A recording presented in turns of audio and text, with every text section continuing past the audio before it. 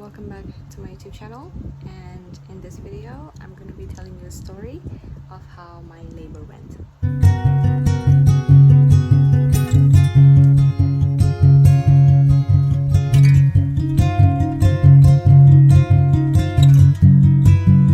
So it is the morning of 25th of October. I was scheduled for a monthly check, or for a weekly check actually. I packed up my things because I discussed with my mom if I could admit myself early to our general hospital. My mom and we went to the clinic to attend the appointment, and then I got the approval from the nurse and the doctor. Later, after the appointment, my mom was with me to the hospital, and then I was admitted to the maternity ward.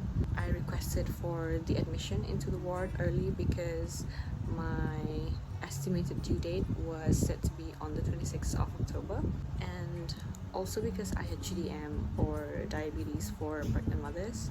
So that was why they actually agreed that I self-admit earlier than the due date, so that they could monitor like my sugar, blood level, stuff like that. I was warded into a room for 3 people. It was air conditioned, it was very private, and I assumed that rooms like this were specialized for mothers like me, high risk mothers, GDM, high blood pressure, low blood pressure, so that the nurses and the doctors could keep very close monitoring on us. So that was the room I was admitted into. 26th came by, and still no signs of labor. 27th came by, still no signs of labor.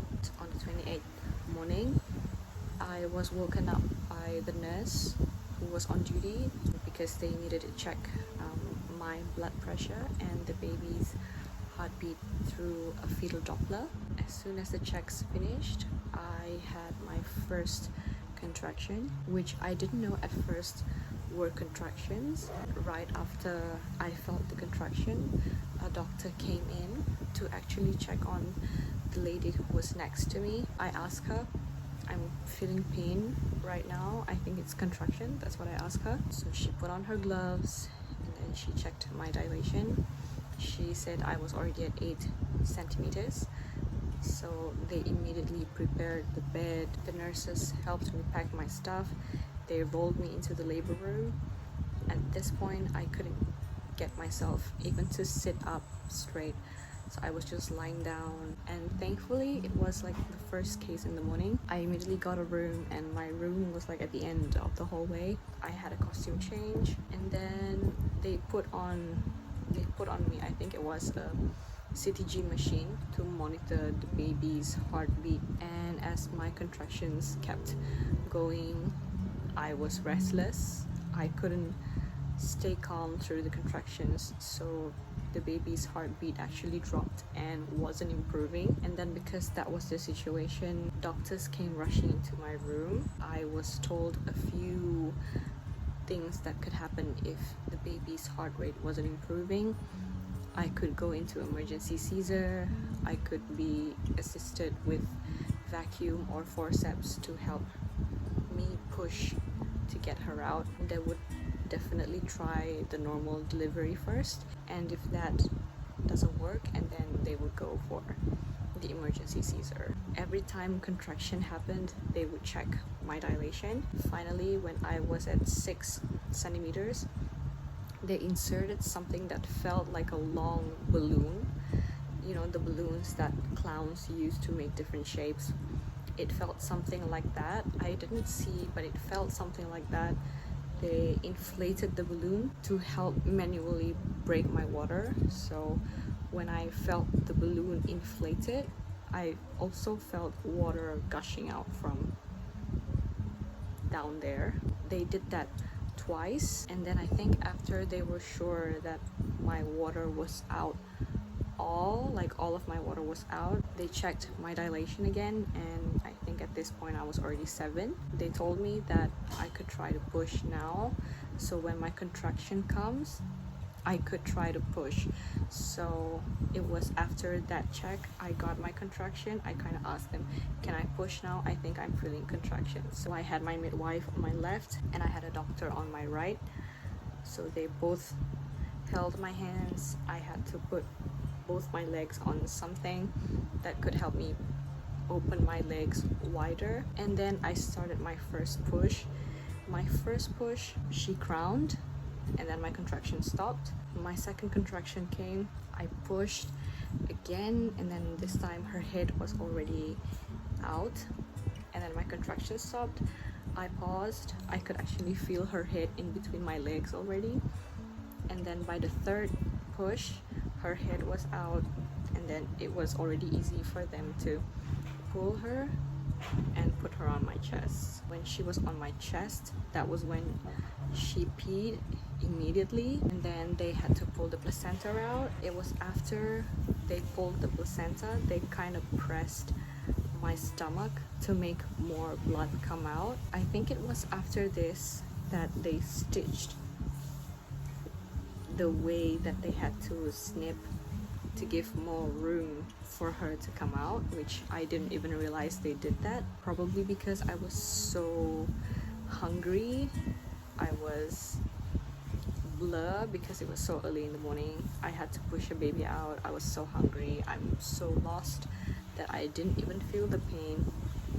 But it was after they put on my maternity pad that I felt like a numb in that area. Yeah, so that was kind of like my labor story. So after they were done with me, they took the baby to clean her and to weigh her, to measure how long she was and her head circumference, and to